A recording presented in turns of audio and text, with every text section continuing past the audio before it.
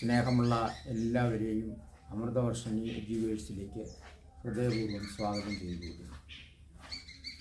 നമ്മളിന്ന് ഇംഗ്ലീഷിൻ്റെ പ്രധാനമായും ഗ്രാമറുമായി ബന്ധപ്പെട്ട ചില ക്ലാസ്സുകളാണ് ഇവിടെ ആരംഭിക്കാൻ ഉദ്ദേശിക്കുന്നത്. ഇംഗ്ലീഷ് ഭാഷ എന്ന് പറയുമ്പോൾ അതൊരു വൈദേശിക ഭാഷയാണ്. അത് ശരിയായ രൂപത്തിൽ കൈകാര്യം ചെയ്യണമെന്നുണ്ടെങ്കിൽ നമുക്ക് അതിൻ്റെ ഗ്രാമർ ഭാഗങ്ങൾ വളരെ ഭംഗിയായിട്ട് മനസ്സിലാക്കിയിരിക്കണം. നമ്മുടെ ക്ലാസ് എന്ന് പറയുന്നത് വിദ്യാർത്ഥികൾ, പ്രത്യേകിച്ച് UP ലെവലിലുള്ള വിദ്യാർത്ഥികൾ മുതൽ ഉയർന്ന കോമ്പറ്റീറ്റീവ് എക്സാമിനേഷന് പങ്കെടുക്കുന്ന ആളുകളെ കൂടി ഉദ്ദേശിച്ചുകൊണ്ടാണ് ക്ലാസ് തയ്യാറാക്കിയിരിക്കുന്നത്. അപ്പോൾ ക്ലാസ്സുകൾ വളരെ ഭംഗിയായ രൂപത്തിൽ കൈകാര്യം ചെയ്യപ്പെടും എന്നാണ് ഞാൻ വിശ്വസിക്കുന്നത്. എല്ലാവരുടെയും ആത്മാർത്ഥമായ സ്നേഹവും സഹകരണവും പ്രതീക്ഷിക്കുകയാണ്. ഇംഗ്ലീഷ് ഭാഷയിൽ പ്രധാനമായും 10 ലക്ഷത്തിലധികം വാക്കുകൾ ഉള്ളതായിട്ടാണ് കരുതപ്പെടുന്നത്. കൃത്യമായി 10 ലക്ഷം എന്ന് പറയുന്നില്ല. 10 ലക്ഷം കഴിഞ്ഞ് പിന്നെയും വാക്കുകൾ പുതിയത് ഇംഗ്ലണ്ടിൽ അല്ലെങ്കിൽ അമേരിക്കയിലൊക്കെ തന്നെ രൂപീകരിക്കപ്പെടുന്നു. ആ വാക്കുകൾ പുതിയത് അവർ കൂട്ടിച്ചേർക്കുകയും ചെയ്യുന്നു. ഏതായാലും ഇംഗ്ലീഷ് ഭാഷയിലെ ഏറ്റവും നീളമുള്ള longest word in English language എന്ന് പറയുന്നത് പ്രധാനമായും 45 അക്ഷരങ്ങളോട് കൂടിയ ഒരു വാക്കാണ്. അതൊരു ഖനി തൊഴിലാളികൾക്ക് ഉണ്ടാകുന്ന രോഗം ആണ് ആ വാക്ക്.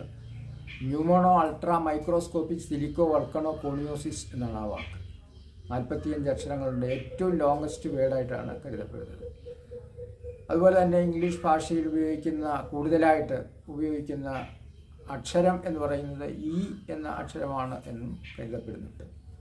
ഇതെല്ലാം നമ്മൾ ആമുഖമായി ഒന്ന് പറഞ്ഞു എന്ന് മാത്രമേ ഉള്ളൂ. നമ്മൾ പ്രധാനപ്പെട്ട കാര്യത്തിലേക്ക് കടക്കാം. പ്രധാനമായും നമ്മൾ ഇംഗ്ലീഷിൽ ഗ്രാമർ കാര്യങ്ങൾ എന്ന് പറയുമ്പോൾ അതിനകത്ത് വെർബ് നന്നായിട്ട് നമ്മൾ പഠിച്ചിരിക്കണം. പിന്നെ അതുപോലെ തന്നെ കുറേ സ്ട്രക്ചേഴ്സ് വരും. പിന്നെ അതുപോലെ തന്നെ ഫ്രേസൽ വെർബുകൾ, അങ്ങനെ കുറേ കാര്യങ്ങളൊക്കെ ഉണ്ട്. അപ്പോൾ ഇതെല്ലാം നമ്മൾ പറയുന്നതിന് മുൻപായിട്ട് അതിൻ്റെ പ്രൈമറി തലത്തിൽ എലമെൻ്ററി തലത്തിൽ നമ്മൾ ചില കാര്യങ്ങൾ മനസ്സിലാക്കി വേണം മുൻപോട്ട് പോകാനായിട്ട്. പ്രധാനമായിട്ടും നമ്മൾ അതിൻ്റെ ഒരു ക്രമം, ഏതിനും ഒരു ക്രമം ഉണ്ടല്ലോ. ഒരു ബേസ്മെൻറ്റോട് കൂടിയാണ് നമ്മൾ കാര്യങ്ങൾ മുൻപോട്ട് കൊണ്ടുപോകുന്നത്. അതിൻ്റെ അടിസ്ഥാനത്തിൽ നമ്മൾ പറയുകയാണെങ്കിൽ പാർട്സ് ഓഫ് സ്പീച്ച്, എന്താണ് പാർട്സ് ഓഫ് സ്പീച്ച് എന്ന് മനസ്സിലാക്കി ആ പാർട്സ് ഓഫ് സ്പീച്ചിൻ്റെ ഡിവിഷൻസിനെ സംബന്ധിച്ച് ആധികാരികമായിട്ട് മനസ്സിലാക്കി ഒക്കെയാണ് നമ്മൾ മുൻപോട്ട് പോകേണ്ടത്. എന്താണ് what is parts of speech, what do you mean by parts of speech എന്ന് നമ്മളോട് ചോദിച്ചാൽ classification of words in English language according to their function എന്ന് മാത്രം പറഞ്ഞാൽ മതി. അതായത് ഇംഗ്ലീഷ് ഭാഷയിൽ വാക്കുകൾ ധാരാളം ഉണ്ടെന്ന് പറഞ്ഞല്ലോ. അത് പ്രധാനമായും കുറച്ച് അതിൻ്റെ ഉപയോഗക്രമം അനുസരിച്ച് തരംതിരിക്കുന്നുണ്ട്. ഈ തരംതിരിക്കൽ നടപടിയാണ് പാർട്സ് ഓഫ് സ്പീച്ച് എന്ന് പറയുന്നത്.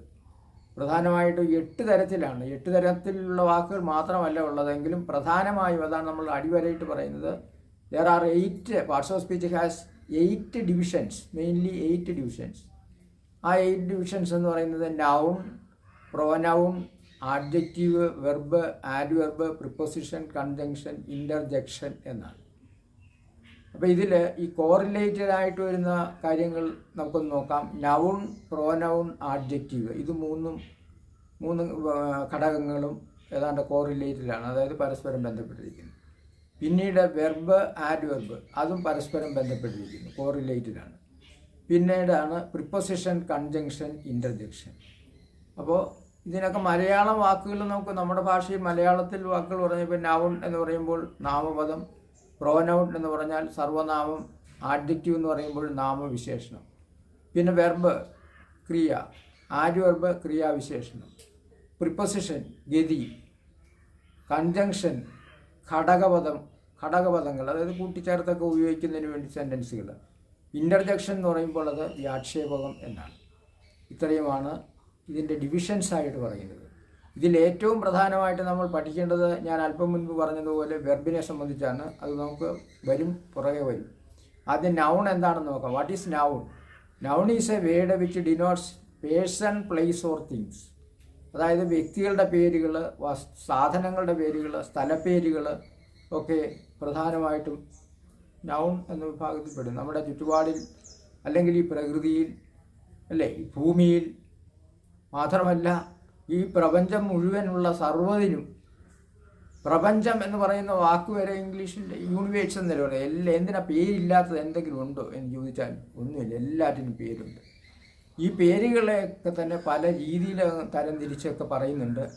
അത്തരം കാര്യങ്ങളെ സംബന്ധിച്ച് നമ്മളിവിടെ ഒരുപാട് ചർച്ച ചെയ്ത് കഴിഞ്ഞാൽ സമയം നമുക്ക് പുറമെ കുറേശ്ശെ ഇടയ്ക്കിടയ്ക്ക് നമുക്ക് ചിലത് പറഞ്ഞു പോകാൻ പറ്റും. പ്രധാനമായിട്ടും നൗണിനെ സംബന്ധിച്ച് പറയുമ്പോൾ നൗൺ എന്തൊക്കെയാണ്? പേഴ്സൺസ് എന്ന് പറയുമ്പോൾ നമ്മളുടെ പേരുകൾ. എൻ്റെ പേര് സത്യവ്രതൻ എന്നാണ്. ഞാൻ ഏതാണ്ട് 30 വർഷത്തിലധികമായിട്ട് ട്യൂട്ടോറിയൽ സ്ഥാപനങ്ങളിൽ ഇംഗ്ലീഷ് പഠിപ്പിച്ച് പരിചയമുള്ളയാളാണ്. കൂടാതെ ഗവൺമെൻറ് സർവീസിലിരുന്നു. ഗവൺമെൻറ് സർവീസിൽ നിന്ന് റിട്ടയർ ചെയ്തു. ഗവൺമെൻറ് സർവീസിൽ ഇരിക്കുമ്പോഴും കുട്ടികളെ പഠിപ്പിച്ചുകൊണ്ടിരുന്നു. ഇപ്പോഴും കുട്ടികളെ പഠിപ്പിക്കുന്നുണ്ട്. പരിചയത്തിൻ്റെ അടിസ്ഥാനത്തിലാണ്. എക്സ്പീരിയൻസ് എന്ന് പറയുന്നത് വളരെ പ്രധാനപ്പെട്ട ഒരു ഘടകമാണല്ലോ. ആ എക്സ്പീരിയൻസിൻ്റെ അടിസ്ഥാനത്തിലാണ് നമ്മൾ ഇങ്ങനൊരു ക്ലാസ് ആരംഭിക്കാൻ തന്നെ താല്പര്യം കാണിച്ചത്. അപ്പോൾ എൻ്റെ പേര്, അതുപോലെ തന്നെ മാന്യ വ്യക്തികൾ ഈ എൻ്റെ വാക്കുകൾ ശ്രദ്ധിക്കുന്ന ഓരോരുത്തർക്കും പേരുകളുണ്ട്. പിന്നെ നമ്മളുടെ സ്ഥലപ്പേരുകൾ, ഇപ്പോൾ തോട്ടപ്പള്ളി, തിരുവനന്തപുരം, കൊല്ലം, ആലപ്പുഴ, കോട്ടയം, ഇടുക്കി, പത്തനംതിട്ട, ഇതെല്ലാം സ്ഥലപ്പേരുകളാണ്, അല്ലേ? അപ്പോൾ ഇതെല്ലാം നൗണിൻ്റെ വിഭാഗത്തിൽപ്പെടും. പിന്നീട് സാധനങ്ങൾ, മെറ്റീരിയൽസ്, നമ്മൾ ഉപയോഗിക്കുന്ന ആഹാര സാധനങ്ങൾ മുതൽ ഞാനിവിടെ ഇരിക്കുന്ന കസേര, അല്ലെങ്കിൽ ഇത് ക്യാച്ച് ചെയ്യുന്നതിന് ഉപയോഗിക്കുന്ന ഫോണ്, അങ്ങനെ എല്ലാറ്റിനും പേരുകളുണ്ട്. എല്ലാ മെറ്റീരിയൽസിനും പേരുകളുണ്ട്. അപ്പോൾ അങ്ങനെ പേരുകളില്ലാത്തതൊന്നുമില്ല. ഈ പേരുകളെല്ലാം നമ്മൾ നൗൺ എന്ന വിഭാഗത്തിൽപ്പെടുത്തുക. നൗണുകൾ തന്നെ പലതരത്തിലുണ്ട്. അതിനെ സംബന്ധിച്ചാണ് ഞാൻ പറഞ്ഞത്. അത് നമ്മൾ പറയാൻ ഇപ്പോൾ തുടങ്ങിയാൽ ചെറിയതായിട്ടൊന്ന് പറഞ്ഞ് അത് നമുക്ക് അടുത്ത ഘടകത്തിലേക്ക് പോകാം. ഒരുപാട് കാര്യങ്ങൾ അതിനെ സംബന്ധിച്ച് പറയാനുണ്ട്. പിന്നെ അതിൻ്റെ ഡിവിഷൻസ് ഞാൻ പറയാം.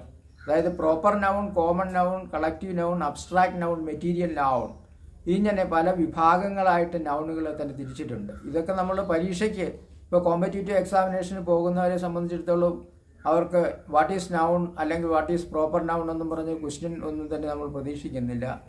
മറിച്ച് നമ്മൾ അതിനെ സംബന്ധിച്ച് ഒരു അവെയർനെസ്, അതായത് ഒരു ബോധം, നമുക്കൊരു ഒരു ഒരു ഒരു ഇൻട്രസ്റ്റ്, നമുക്കൊരു എക്സ്പീരിയൻസ് അതുമായി ബന്ധപ്പെട്ടുണ്ടായിരിക്കണം. അതിൻ്റെ അടിസ്ഥാനത്തിൽ നമ്മളിതെല്ലാം മനസ്സിലാക്കി വയ്ക്കുന്നു എന്നുള്ളതേ ഉള്ളൂ. പ്രോപ്പർ നൗണിനെ സംബന്ധിച്ച് ഞാൻ ഇപ്പോൾ തൽക്കാലം എന്ന് പറയാം, ബാക്കി ഇടയ്ക്ക് പുറകെ പറയും. പ്രോപ്പർ നൗൺ എന്ന് പറയുന്നത് നിർബന്ധമായും നമ്മൾ മനസ്സിലാക്കിയിരിക്കണം. Names of persons and places, വ്യക്തികളുടെ പേരുകളെയും സ്ഥലപ്പേരുകളെയും, മെറ്റീരിയൽസ് അവിടെ വരുന്നില്ല. വ്യക്തികളുടെ പേരുകളും സ്ഥലപ്പേരുകളും ഏത് വിഭാഗത്തിൽപ്പെടുന്നു? പ്രോപ്പർ നൗണിൻ്റെ വിഭാഗത്തിലാണ് ഉൾപ്പെടുത്തിയിരിക്കുന്നത്. ഇപ്പോൾ പ്രോപ്പർ നൗൺ എന്ന് പറഞ്ഞാൽ നമുക്ക് മനസ്സിലായി. Proper noun is a noun which always refers to the names of person and place etcetera. അതാണ് നമ്മൾ മനസ്സിലാക്കിയിരിക്കുന്നത്. അപ്പോൾ നൗണിനെ സംബന്ധിച്ച് അത്രയും കാര്യങ്ങൾ നമുക്ക് മനസ്സിലായി. പ്രോപ്പർ നൗൺ മാത്രമേ നമ്മൾ പറഞ്ഞുള്ളൂ. കോമൺ നൗണും കളക്റ്റീവ് നൗണും അബ്സ്ട്രാക്ട് നൗണും മെറ്റീരിയൽ നൗണും ഇതിന് ശേഷം പുറകെ നമ്മൾ ഇടയ്ക്ക് പറഞ്ഞ് തരുന്നതായിരിക്കും. രണ്ടാമത്തെ, അതായത് പാർട്സ് ഓഫ് സ്പീച്ചിൻ്റെ രണ്ടാമത്തെ ഘടകം, രണ്ടാമത്തെ ഡിവിഷൻ എന്ന് പറയുന്നത് പ്രോനൗണാണ്. പ്രോപ്പർ നൗൺ ഇല്ല, പ്രോനൗൺ. അപ്പം നൗൺ കഴിഞ്ഞാൽ പ്രോനൗൺ. പ്രോനൗൺ എന്ന് പറഞ്ഞാൽ എന്താണ്? പ്രോനൗൺ സർവനാമപദങ്ങൾ, അതായത് പ്രധാനപ്പെട്ട നാമപദത്തിന് പകരമായിട്ട് നിൽക്കുന്നത് words. Pronouns are small words which stands for or instead of main noun എന്നാണ്. അതായത് പ്രധാനപ്പെട്ട നാമപദങ്ങൾക്ക് പകരമായിട്ട് ഉപയോഗിക്കുന്നവയാണ് സർവനാമപദങ്ങൾ. അത് ചെറിയ വാക്കുകളാണ്. ഇപ്പോൾ ഫസ്റ്റ്, അതിൽ തന്നെ ഡിവിഷൻസ് ഉണ്ട്. First person pronouns, I, we, ഇത് പ്രോനൗണുകളാണ്. ഫസ്റ്റ് പേഴ്സൺ പ്രോനൗൺസ് എന്ന് പറയുന്ന വിഭാഗത്തിൽപ്പെടുന്നു. സെക്കൻഡ് പേഴ്സൺ പ്രോനൗൺ എന്ന് പറയുന്നത് ഒന്ന് മാത്രം, യു. അതിന് ഡിവിഷൻസ് ഉണ്ട്, അത് പുറകെ പറയാം. എല്ലാം കൂടെ കേട്ട് കഴിയുമ്പോഴത്തേക്ക് നിങ്ങൾക്ക് അവിടെ കൺഫ്യൂഷൻ ഉണ്ടാകാനുള്ള സാധ്യതയുണ്ട്. അപ്പോൾ യു എന്ന് പറയുന്ന second person pronoun. Third person pronouns എന്ന് പറയുമല്ലോ, ഹി, ഷീ, ഇറ്റ്, ദേ, ഇത്രയേ ഉള്ളൂ. ഹി, ഷീ, ഇറ്റ്, ദേ. അതിന് ഡിവിഷൻസ് ആയിട്ട് വരും. റിഫ്ലക്സീവ് ടൈപ്പിൽ എന്നൊക്കെ പറയാം, എംഫാറ്റിക് ടൈപ്പിൽ അല്ലെങ്കിൽ റിഫ്ലക്സീവ് ടൈപ്പിൽ your self, her self, himself, അതൊക്കെ നമുക്ക് പുറകെ മനസ്സിലാക്കാം. അപ്പോൾ പ്രോനൗൺ എന്ന് പറഞ്ഞാൽ എന്താണെന്ന് നമുക്ക് മനസ്സിലായി. നൗണിന് പകരമായിട്ട് നിൽക്കുന്ന വാക്കുകളാണ്. അത് 3 തരത്തിലുണ്ട്. First person pronoun I, we. Second person pronoun എന്ന് പറയുന്നത് യു. തേർഡ് പേഴ്സൺ പ്രോനൗൺ എന്ന് പറയുന്നത് ഹി, ഷീ, ഇറ്റ്, ദേ. ഇതിന് വളരെ പ്രാധാന്യമുണ്ട്. കാരണം ഇത് ഓർത്തിരിക്കണം, നമുക്ക് കോമ്പറ്റീറ്റീവ് എക്സാമിനേഷനൊക്കെ പോകുന്നവർക്ക് ഇപ്പോൾ റിപ്പോർട്ടർ സ്പീച്ചിലേക്ക് ചേഞ്ച് ചെയ്തൊക്കെ എഴുതാനായിട്ടൊക്കെ ഒരുപക്ഷെ ചിലപ്പോൾ ചോദിക്കാം. ചിലപ്പോഴല്ല, ഞാൻ പോയി ടെസ്റ്റ് എഴുതിയ സമയത്തൊക്കെ ചോദിച്ചിട്ടുണ്ട്.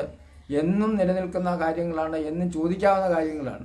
അവിടെ ഫസ്റ്റ് പേഴ്സൺ പോരാണോ, സെക്കൻഡ് പേഴ്സൺ പോരാണോ ഒക്കെ തേർഡ് പേഴ്സൺ ആക്കി മാറ്റി എഴുതാൻ ഡയറക്റ്റ് സ്പീച്ചിൽ നിന്ന് ഇൻഡയറക്റ്റ് സ്പീച്ചിലേക്ക് എന്നൊക്കെ പറയും. അപ്പോൾ ഇതൊക്കെ നമ്മളുടെ ഈ ഫസ്റ്റ് പേഴ്സൺ പോരാണോ എന്താണ്, സെക്കൻഡ് പേഴ്സൺ പോരാണോ എന്താണെന്നൊക്കെ അറിഞ്ഞില്ലെങ്കിൽ, തുടക്കത്തിൽ തന്നെ അത് നമ്മൾ കേട്ട് മനസ്സിലാക്കി പോയില്ലെങ്കിൽ നമുക്കൊന്നും പറ്റില്ല. അപ്പോൾ നമ്മൾ ഇടയ്ക്ക് കയറി നമുക്ക് പെട്ടെന്ന് ഒറ്റ ശ്വാസത്തിന് നമുക്ക് ഇതെല്ലാം പഠിച്ചു കളയാമെന്ന് പറയാൻ നടക്കുന്ന കാര്യമല്ല. അതിനൊരു ക്രമമുണ്ടല്ലോ. അപ്പോൾ സ്റ്റെപ്പ് ബൈ സ്റ്റെപ്പായിട്ടാണ്, അതായത് ഗ്രാജുവൽ പ്രോസസ്സ് എന്ന് പറയത്തില്ല, ഒരു ഗ്രാജുവൽ ആയിട്ടുള്ള ഒരു നടപടിയിലൂടെയാണ് നമുക്കിതൊക്കെ പഠിക്കാൻ പറ്റുന്നത്. അപ്പോൾ പ്രോനൗണും നമുക്ക് മനസ്സിലായി. ഇനി ആഡ്ജക്റ്റീവ്. എന്താ ആഡ്ജക്റ്റീവ് എന്ന് പറഞ്ഞാൽ? നാമവിശേഷണ പദങ്ങളാണ് അല്ലേ. Certain words, there are certain words which often modify the noun. നൗണിനെ വിശേഷിപ്പിക്കുന്ന വാക്കുകളാണ്. വളരെ സിമ്പിളായിട്ട് നമ്മൾ ചെറിയ താണ ക്ലാസ് യു പി ലെവലിൽ മുതൽ, ഇപ്പോൾ യു പി ലെവലിൽ അതിന് മുമ്പ് തന്നെ പഠിക്കും. നമ്മളൊക്കെ പഠിക്കുന്ന സമയത്ത് യു പി ലെവൽ മുതൽ പഠിച്ചിട്ടുള്ള വാക്കുകളാണ് ആഡ്ജക്റ്റീവ്സ് എന്ന് പറയുന്നത്. ഇപ്പോൾ he is A clever boy, അവിടെ ക്ലവർ എന്ന് പറയുന്ന വാക്ക് ആഡ്ജക്റ്റീവാണ്. വേറൊരു കുട്ടിയെ സംബന്ധിച്ചിടത്തോളം he is A stupid fellow. എന്താ സ്റ്റുപ്പിഡ് എന്ന് പറയുന്നത്? സ്റ്റുപ്പിഡ് എന്ന് പറയുന്നത് നമുക്കറിയാം, മണ്ടനാണ്. അപ്പോൾ അത് ആഡ്ജക്റ്റീവാണ്. ഹീ ഈസ് ബാൾഡ്, അവൻ ബാൾഡാണ്. ബാൾഡ് എന്ന് പറഞ്ഞാൽ എന്താണ്? Person having no hair on the head, തലയിൽ മുടിയില്ലാത്ത ആളിനെയാണ് ബാൾഡ് എന്ന് പറയുന്നത്. കഷ്ടം ചെയ്ത് നമ്മൾ പറയത്തില്ലേ? അത് ഇംഗ്ലീഷിൽ ഉപയോഗിക്കുന്ന വാക്കെന്താണ്? ബാൾഡ്. മറ്റൊരാളിനെ സംബന്ധിച്ചിടത്തോളം പറയുമ്പോൾ രാമു ഈസ് ബോൾഡ്. എന്താ ബോൾഡ് എന്ന് പറഞ്ഞാൽ? ബോൾഡ് എന്ന് പറഞ്ഞാൽ ബ്രേവ് എന്നാണ്. ബോൾഡും ബ്രേവും ബാൾഡും എല്ലാം, ക്ലവറും സ്റ്റുപ്പിഡും എല്ലാം ആഡ്ജക്റ്റീവ് വിഭാഗത്തിൽപ്പെടുന്നവയാണ്. അപ്പോൾ ആഡ്ജക്റ്റീവ്സ് എന്ന് പറഞ്ഞാൽ മോഡിഫയിങ് വേർഡ്സ് ആണ് എന്ന് നമുക്ക് മനസ്സിലായല്ലോ. നൗണിനെ മോഡിഫൈ ചെയ്യാൻ ഉപയോഗിക്കുന്ന വാക്കുകളാണ് ആഡ്ജക്റ്റീവ്സ്. അപ്പോൾ നൗണും പ്രോനൗണും ആഡ്ജക്റ്റീവ്, ഒരു ഗ്രൂപ്പ്, ഒരു ബാച്ച്, അതാണ് കോറിലേറ്റഡ് ആയിട്ട് വരുന്ന സംഗതികൾ അവിടെ അവസാനിക്കുന്നു. വെർബ്. പിന്നീട് എന്താ നമ്മൾ പറയുന്നത്? വെർബ് എന്ന് പറയുമ്പോൾ അതിനെ സംബന്ധിച്ചാണ് ഏറ്റവും ആധികാരികമായിട്ട് ബേസിക് ആയിട്ട് ഫണ്ടമെൻ്റലായിട്ട് നമ്മൾ പഠിച്ചു വയ്ക്കേണ്ട ഒരു കാര്യം എന്ന് പറയുന്നത് വെർബിനെ സംബന്ധിച്ചാണ്. എന്താണ് verb? What is verb? Verb എന്താണെന്ന് ചോദിച്ചു കഴിഞ്ഞാൽ ഉടനെ ഒറ്റയടിക്ക് നമ്മൾ പറയും ക്രിയയാണെന്ന് പറയും അല്ലേ? ആരും പറയും. അല്ലാതെ അതിനെ സംബന്ധിച്ച് വെർബ് എന്ന് പറയുമ്പോൾ ക്രിയ എന്ന് മാത്രം പറഞ്ഞ് അവസാനിപ്പിച്ച് പോയിട്ട് കാര്യമില്ല. അതിനുമൊക്കെ ഡെഫിനിഷൻസ് ഉണ്ട്. Verb, what is verb? Verb എന്താണെന്ന് ചോദിച്ചാൽ verb is a word which denotes action, state or possession എന്നാണ്. Verb is a word which often refers to action, state or possession. എന്ത് മനസ്സിലായി നിങ്ങൾക്ക്? അതായത് ആക്ഷൻ, സ്റ്റേറ്റ്, പൊസഷൻ എല്ലാം മനസ്സിലായോ? ആക്ഷൻ എന്ന് പറഞ്ഞാൽ എന്താണ്? പ്രവൃത്തിയാണ്. സ്റ്റേറ്റ് എന്ന് പറഞ്ഞാൽ അവസ്ഥയാണ്. നമ്മുടെ സംസ്ഥാനം എന്നുള്ള അർത്ഥമല്ല. സ്റ്റേറ്റ് മീൻസ് അവസ്ഥ, കണ്ടീഷൻ എന്നുള്ള അർത്ഥമാണ്. അപ്പോൾ ആക്ഷൻ, സ്റ്റേറ്റ്. അതുപോലെ പൊസഷൻ എന്ന് പറഞ്ഞാൽ ഓണർഷിപ്പാണ്, ഉടമസ്ഥത. ആക്ഷൻ, സ്റ്റേറ്റ്, പൊസഷൻ, ഉടമസ്ഥത. അപ്പോൾ പ്രവൃത്തി, അവസ്ഥ, ഉടമസ്ഥത. മലയാളം പറഞ്ഞാൽ എങ്ങനെ പറയുന്നു? പ്രവൃത്തി, അവസ്ഥ, ഉടമസ്ഥത. ഇവയെ സൂചിപ്പിക്കുന്ന വാക്കുകൾക്കാണ് എന്ത് പറയുന്നത്? വെർബ് എന്ന് പറയുന്നത്. ഇപ്പം ഞാൻ നിങ്ങളോട് ഇംഗ്ലീഷ് തരികയാണ്, നിങ്ങളെ പഠിപ്പിക്കുവാൻ വേണമെങ്കിൽ അങ്ങനെ തന്നെ വ്യാഖ്യാനിക്കാമല്ലോ, നമുക്ക് ശ്രമിക്കുകയാണ്. അപ്പോൾ ഐ ടീച്ച് യു ഇംഗ്ലീഷ്. നിങ്ങളെന്ത് ചെയ്യുന്നു? നിങ്ങൾ എൻ്റെ വാക്കുകൾ ശ്രദ്ധിക്കുന്നു അല്ലേ? അപ്പം നിങ്ങൾ പറയാണ്, നിങ്ങൾക്ക് വേണ്ടി ഞാൻ പറയാണ്, V listen the words of the teacher. ഞങ്ങൾ ടീച്ചറിൻ്റെ, അധ്യാപകൻ്റെ വാക്കുകൾ ശ്രദ്ധിക്കുന്നു. അവിടെ ലിസൺ എന്ന് പറയുന്ന വാക്ക്, ടീച്ച് എന്ന് പറയുന്ന വാക്ക്. അതുപോലെ നമ്മുടെ രാജ്യം ഭരിക്കുന്ന ആരാണ്? മിസ്റ്റർ നരേന്ദ്രമോദി. അദ്ദേഹമാണ് ഇന്ത്യയുടെ പ്രധാനമന്ത്രി. Mister Narendra Modi rules over India അല്ലേ? Mister Narendra Modi rules over India. India ഭരിക്കുന്നു. റൂൾസ് എന്ന് തന്നെ പറയണം. കാരണം സിംഗുലർ, സബ്ജക്റ്റ് സിംഗുലർ ആണെങ്കിൽ വെർബ് സിംഗുലർ. അതാ ഞാൻ പറഞ്ഞത്, ഒരുപാട് കാര്യങ്ങൾ ഇങ്ങനെ ബന്ധപ്പെട്ട് കിടക്കുകയാണ്. ഒരു സബ്ജക്റ്റ് സിംഗുലർ ആണെങ്കിൽ വെർബ് സിംഗുലർ ആയിട്ട് ഉപയോഗിക്കണം. അപ്പോൾ mister Narendra Modi rules over India. ഇനി അവസ്ഥയെ സംബന്ധിച്ച് പറയുന്നു, mister Narendra Modi is the prime minister of India. അല്ലാതെ അവിടെ ഈസ് ഇല്ലെങ്കിലോ കണക്ഷൻ ഇല്ല. Mister Narendra Modi prime minister of India എന്ന് പറയും, കണക്ഷൻ ഇല്ലാതെ നിൽക്കുന്നു. അവസ്ഥ, അദ്ദേഹത്തിൻ്റെ അവസ്ഥ, അദ്ദേഹം ഏത് അവസ്ഥയിലാണ് ഇപ്പോൾ പ്രവർത്തിക്കുന്നത്? പ്രൈം മിനിസ്റ്ററുടെ അവസ്ഥയിലാണ്. അവിടെ നമ്മൾ ഏത് വാക്ക് ഉപയോഗിക്കുന്നു? ഈസ് ഉപയോഗിക്കുന്നു. അതുപോലെ ഒരു ധനം ഉണ്ടായിരുന്ന ആളിനെ സംബന്ധിച്ചിടത്തോളം ഹി വാസ് റിച്ച്, അയാളുടെ പാസ്റ്റ് കണ്ടീഷനാണ്. അപ്പോൾ കണ്ടീഷൻ പറയുകയാണ്, മനസ്സിലായില്ലേ? അപ്പോൾ അത് വാസ് ഉപയോഗിക്കുക. ഈസും വാസും ആമും ആറും ഒക്കെ കണ്ടീഷൻസ് അല്ലെങ്കിൽ സ്റ്റേറ്റ്, അവസ്ഥയെ സംബന്ധിച്ച് പറയുന്നതിന് വേണ്ടി ഉപയോഗിക്കാം. പിന്നീടോ ഉടമസ്ഥതയെ സംബന്ധിച്ച് പറയുമ്പോൾ എനിക്കൊരു 2 നില വീടുണ്ട്. എങ്ങനെയാണ് പറയുന്നത്? I have A double storeyed building. എനിക്ക് മനോഹരമായൊരു വീടുണ്ടെന്ന് വേറൊരാൾ പറയുകയാണ്. നിങ്ങൾ കേട്ടിട്ടുണ്ടോ എന്ന് എനിക്കറിയത്തില്ല. ഇംഗ്ലീഷ് സാഹിത്യത്തിലെ വളരെ പ്രശസ്തനായ ഒരു എഴുത്തുകാരനുണ്ടായിരുന്നു, ചാൾസ് ഡിക്കൻസ് എന്നാണ്. ചാൾസ് ഡിക്കൻസിനെ സംബന്ധിച്ചിടത്തോളം അദ്ദേഹത്തിന് ഒരു നല്ല വീട് ഉണ്ടായിരുന്നു. Charles Dickens had A mansion. ആ കഥ കൂടെ ഞാൻ പറയാം ഇതിൻ്റെ ഇടയ്ക്ക്.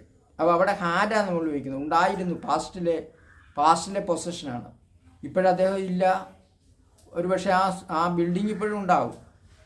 അദ്ദേഹത്തിന് ആ മാൻഷൻ എന്ന് പറഞ്ഞാൽ ബ്യൂട്ടിഫുൾ ഹൗസ് എന്നാണ് വാക്കിൻ്റെ അർത്ഥം. Mansion, MANSION, mansion means beautiful house. മലയാളത്തിൽ നമ്മൾ രമ്യ, ഹർമ്മ്യം എന്നൊക്കെ മലയാളം നല്ല വാക്കുകളൊക്കെ അവിടെ ഉണ്ട്.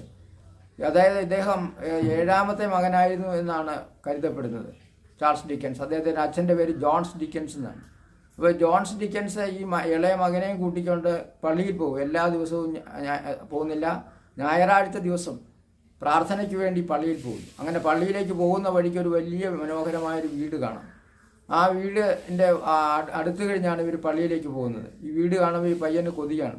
കാരണം ഇവരുടെ വീട് ചെറിയ വീടാണ്. അച്ഛനാണെങ്കിൽ ചെറിയ ജോലി, കർഷകനും ഒക്കെയാണ്, ചെറിയ ജോലിയൊക്കെ ഉണ്ട്. ഈ വീട് കാണുമ്പോൾ പയ്യൻ പറയും, അച്ഛാ ഇത് കണ്ടോ, ഈ മനോഹരമായ വീട് കണ്ടില്ലേ, എത്ര സുന്ദരമായ വീടാണ്, ഇതുപോലെ എണ്ണം നമുക്കുണ്ടായിരുന്നെങ്കിൽ. ഉടൻ തന്നെ അച്ഛൻ മകനോട് പറഞ്ഞു, മോനെ നീ ഒരു ദിവസം ഇത് വാങ്ങണം എന്ന് പറഞ്ഞു. അച്ഛന് അതുപോലൊരു വീട് പണി കഴിപ്പിക്കാനുള്ള സാമ്പത്തിക ശേഷി ഒന്നും തന്നെ ഇല്ല. വളരെ വളരെ ദാരിദ്ര്യത്തിൽ കഴിയുന്ന അവസ്ഥയിലാണ്. അപ്പോൾ അച്ഛൻ ജീവിച്ചിരിക്കെ തന്നെ ചാൾസ് ഡിക്കൻസ് എന്ത് ചെയ്യുന്നു, വിദ്യാഭ്യാസം ചെയ്യുവാനായിട്ട് പണം മുടക്കി സ്കൂളിൽ വിടാൻ തൽക്കാലം നിർവാഹമില്ലാത്തത് കൊണ്ട് പഠിക്കണമെന്നുള്ള അത്യധികമായ ഒരു പാഷൻ, ഒരു ആഗ്രഹം, ലോങ് ഡിസയർ, അതാണല്ലോ പാഷൻ എന്ന് പറയുന്നത്. High desire or long desire.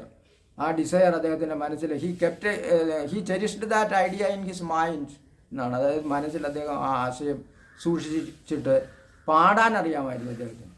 ചെറിയ തോതിലൊക്കെ പാടുമായിരുന്നു. അങ്ങനെ പാടി കേൾപ്പിക്കും. അവിടെ ചേരി പ്രദേശമുണ്ട്, കപ്പൽ ജോലിക്കാർ താമസിക്കുന്ന ഒരു സ്ഥലമുണ്ട്. ആ സ്ഥലത്തിൻ്റെ എനിക്ക് തോന്നുന്നു ആ സ്ഥലത്തിൻ്റെ പേര് വാഗാബോണ്ട് എന്നാണെന്ന് തോന്നുന്നു ആ സ്ഥല പേര്. അവിടെയുള്ള കപ്പൽ തൊഴിലാളികളെ പാട്ടുപാടി കേൾപ്പിക്കുമായിരുന്നു. അവർ കൊടുക്കുന്ന കൊച്ചു പൈസകൾ അദ്ദേഹം കളക്ട് ചെയ്തു. ആ കൊച്ചു പൈസകൾ കളക്ട് ചെയ്തിട്ട് എന്ത് ചെയ്തു, അദ്ദേഹം അത് മേടിച്ച് നമ്മൾ ചെയ്യുന്നത് പോലെ വല്ല ഭക്ഷണ സാധനം മേടിച്ച് കഴിക്കുകയല്ല ചെയ്തത്, അത് കൊടുത്ത് അദ്ദേഹം പുസ്തകം വാങ്ങി. അങ്ങനെ പുസ്തകങ്ങൾ വാങ്ങിച്ചിട്ട് വായിച്ച് സ്വന്തമായി, അതായത് സെൽഫ് ടീച്ചിങ് എന്നാണ് അതിന് പറയുന്നത്, സ്വന്തമായിട്ട് പഠിക്കുക. ഒരു അധ്യാപകൻ്റെ സഹായമില്ലാതെ സ്വന്തമായിട്ട് പ്രൈമറി തലത്തിലുള്ള കാര്യങ്ങൾ മുതൽ, അതായത് എലമെൻ്ററി തലത്തിലുള്ള കാര്യങ്ങൾ മുതൽ വായിച്ച് പഠിച്ച് ജന്മവാസനയുണ്ടായിരുന്നു എഴുതാൻ. വായിക്കാൻ താല്പര്യം കാണിച്ചതുപോലെ എഴുതാനും താല്പര്യം ഉണ്ടായിരുന്നു. അങ്ങനെ 2 പ്രധാനപ്പെട്ട പുസ്തകങ്ങൾ അദ്ദേഹം എഴുതി. പിക്വിക്ക് പേപ്പേഴ്സ് ആൻഡ് ഡേവിഡ് കോപ്പർഫീൽഡ്. ഇതിൽ ഈ കഥകളൊക്കെ എഴുതിയിട്ട് ഏതാണ്ട് 20 വയസ്സുള്ളപ്പോഴേ അദ്ദേഹത്തിൻ്റെ പുസ്തകത്തിൻ്റെ കഥ അദ്ദേഹം തന്നെ അവതരിപ്പിക്കുവാൻ തുടങ്ങിയെന്നാണ് പറയപ്പെടുന്നത്. അങ്ങനെ അമേരിക്കയിൽ പോയിട്ട് അദ്ദേഹം ഒരിക്കൽ ഒരു തൻ്റെ കഥ അദ്ദേഹം അവതരിപ്പിച്ചു. അമേരിക്കയിലെ ഒരു ഓഡിറ്റോറിയത്തിൽ ഈ കഥ അവതരിപ്പിക്കുമ്പോൾ 10,000-കണക്കിന് ആളുകൾ അത് വളരെ ഹൈലി പീപ്പിൾ വെയർ ആബ്സല്യൂട്ട്ലി ഇന്തൂസിയാസ്റ്റിക് എന്നാണ്.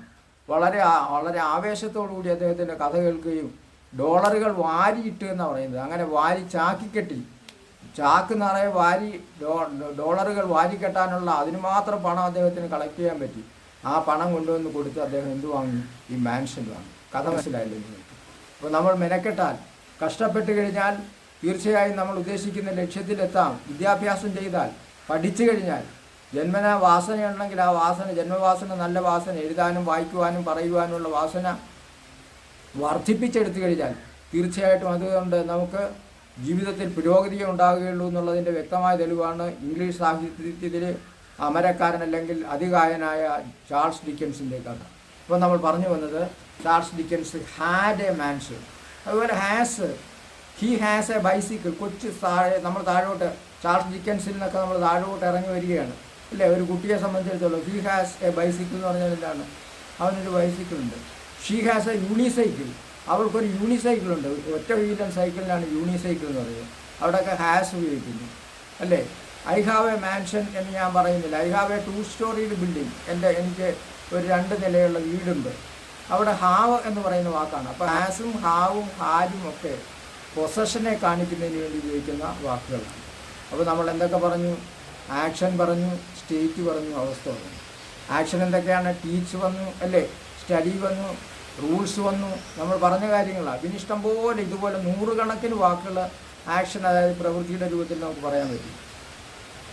അവസ്ഥയെ സംബന്ധിച്ച് പറയുന്നതിന് ഉപയോഗിക്കുന്നത് ഈസും വാസും ആറും വേറും ഒക്കെയാണ്. അപ്പോൾ അത് അത്തരം കാര്യങ്ങൾ. അതുപോലെ തന്നെ പൊസഷനെ സംബന്ധിച്ച് പറയാൻ ഹാസും ഹാവും ഹാരും. അപ്പോൾ നിങ്ങൾക്ക് വെർബ് എന്ന് പറഞ്ഞാൽ എന്താണെന്ന് മനസ്സിലായി. Verb is a word which denotes an action, state or possession. ഇനിയും ധാരാളം കാര്യങ്ങൾ ഇങ്ങനെ ഇംഗ്ലീഷ് ഗ്രാമറിൻ്റെ ക്ലാസ് എന്ന് പറയുന്നത് വളരെ വളരെ ഇൻട്രസ്റ്റിംഗ് ആയിട്ട് നിങ്ങൾ കേൾക്കണം. ഇവിടെ ഇതൊക്കെ തുടങ്ങിയതേ ഉള്ളൂ. ഇതിങ്ങനെ വളരെ ഗൗരവമായിട്ടും ഗംഭീരമായിട്ടും മുൻപോട്ട് പോകും. എല്ലാവരുടെയും ആത്മാർത്ഥമായ സഹകരണം ഉണ്ടാകണം. സബ്സ്ക്രൈബ് ചെയ്യണം, എല്ലാവരും ഫോളോ അപ്പ് ചെയ്യുക, ഹെൽപ്പ് ചെയ്യുക. എല്ലാവർക്കും എല്ലാവിധത്തിലുള്ള ആശംസകളും നേരുന്നു. നമസ്കാരം.